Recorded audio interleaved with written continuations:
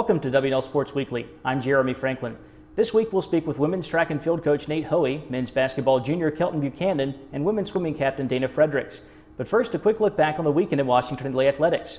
The men's swimming team won the Franklin and Marshall Invitational this weekend, while the women placed second in a 10-team field. On Saturday, the women's basketball team defeated Randolph-Macon 72-63 at the Warner Center, while the men's team fell 78-70 on the road against Randolph. And the WNL track and field teams opened up their indoor seasons at the Liberty Kickoff in Lynchburg. The men broke a pair of school records, while the women had 4 event wins among Division III athletes.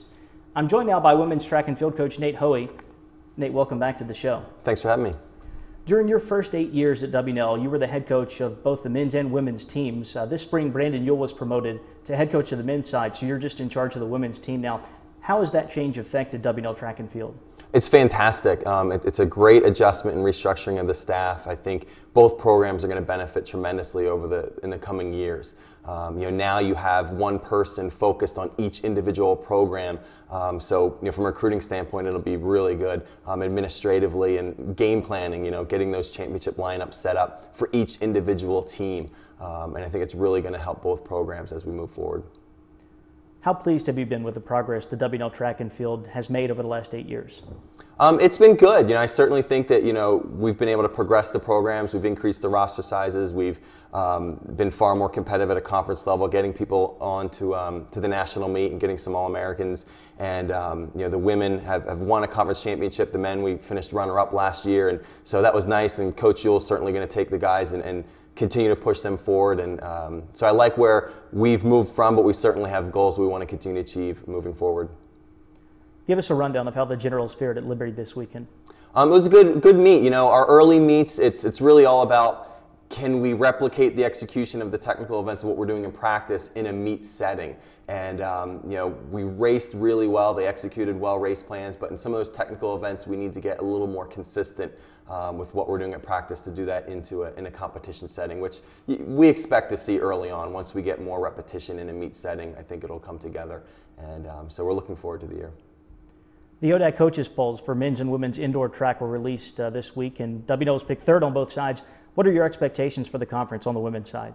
It's going to be a very competitive meet again. Roanoke is a strong team. They have a lot of good returners. They have some really good first years that are going to come in and make an impact right away. Lynchburg won it last year. They always have a well-rounded team. They always have a big team. Bridgewater has a strong distance program. They're traditionally very good in the sprints, hurdles, and jumps. Virginia Wesleyan is a rapidly rising program. They have a lot of really good individuals. They have a huge freshman class this year. I think we're going to be very good. We are a well-rounded team. We've got a great returning group. We have some strong first years that are going to come in and help balance out our roster, and we have depth now that we have never had before. So really looking forward to what we're going to be able to do. I think that we'll be able to put people in a position to score in every event come conference championship time. So it's going to be a fun year, and we've got a fantastic team dynamic, so we're looking forward to it. Nate, thanks for being here. Best of luck this season. Thanks for having me. With me now is Kelton Buchannan, junior men's basketball player from Powder Springs, Georgia. Kelton, welcome to the show. It's a pleasure to be here. We talked last week with Coach Hutchinson about all the miles that the Generals covered over the first 2 weeks of the regular season. From a player's perspective, what was it like to crisscross the Eastern Seaboard and play such a good schedule?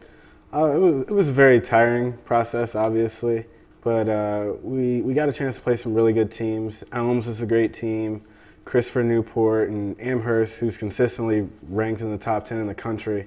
And we got a chance to work to display what we had worked on in practice, and got some great feedback on what we need to work on to become the team that we're striving for. You've gone from averaging under 5 minutes per game to starting at point guard from your sophomore to junior season. What kind of work did you do in the offseason to improve your game? A lot of work. My main focus was on my conditioning, because I felt that was the weakest part of my game my first 2 years. I could go hard for 1 to 2 minutes, but not much after that. So a lot of running. This fall I enrolled in aerobic running with Coach Hoey, running across the campus. So that was a great help. But I'm not where I want to be, but I felt my conditioning has gotten a lot better. Beyond basketball, you're involved in a number of extracurricular activities on campus here. Did you envision having those kinds of opportunities when you chose to play Division III sport? Not at all, but it's been a pleasant surprise because typically growing up you think you're going to play basketball in college. That's going to consume all of your time, but fortunately for me, Washington only provides me with a broad scale to where I can play basketball, study, and be involved in various student organizations around campus. What are the Generals' goals for the 2011-2012 season? I think our main goal is just focusing on just every day, every play. That's what Coach always says. And the goals will take care of themselves. Obviously, we want to be competitive in the ODAC, win the ODAC championship. But we feel that initially we just need to get back to the basics and focus on just being strong in practice, performing well in games, and then those goals will take care of themselves. Kelton, thanks for being here. Best of luck the rest of the way. Thank you. I'm joined now by Dana Fredericks, senior swimming captain from Yorktown, Virginia. Dana, welcome to the show. Thank you for having me. W&L placed second at the Franklin and Marshall Invitational this past weekend, trailing only a Division II school in Cal University of Pennsylvania. How pleased were you with the way the Generals swam? I think we were all pleased with how we swam. This is our December meet, so midway through, sort of to gauge where you've been or how your season training is going, and we only rested for about 2 days before, coming off some pretty tough training. So the result was we had a freshman that broke a school record in the 100 fly. That was Caroline Hamp, and we had Meredith Hardy go a best time in the 200 freestyle and win the event. We just had a great turnout for everyone. W&L is now ranked for the first time in program history, placing 22nd in the first Coaches Poll this season. What does that recognition mean to you and to the team? It means a lot because coming in as a freshman 4 years ago, Coach Gardner had only been here for a little while, and so she was still shaping the program. So I've really gotten to see over my 4 years here how she has changed things and made it tougher and more just challenging for everyone. And the way we've sort of molded it into a very competitive program to finally be ranked now so high is great. We're hoping to get some teams to nationals and just keep the program going strong. Tell us about your adventures this past summer in Bolivia with the Engineers Without Borders program. Well, Engineers Without Borders is a great collaborative effort between VMI and W&L. And what we're doing is we're bringing clean water and trying to improve the health of Pampollo, Bolivia. So we're going to put eco-latrines in and build a health facility. But what we've done so far is we've completed our phase 1 of the project, which we are giving them clean water to increase their arable land by about 400%. So it's pretty drastic, and it's great because it's bypassing all this mine contamination from abandoned mines that have just been left there over the years. Getting back to swimming, what are your expectations for the 2012 portion of the schedule, including the postseason?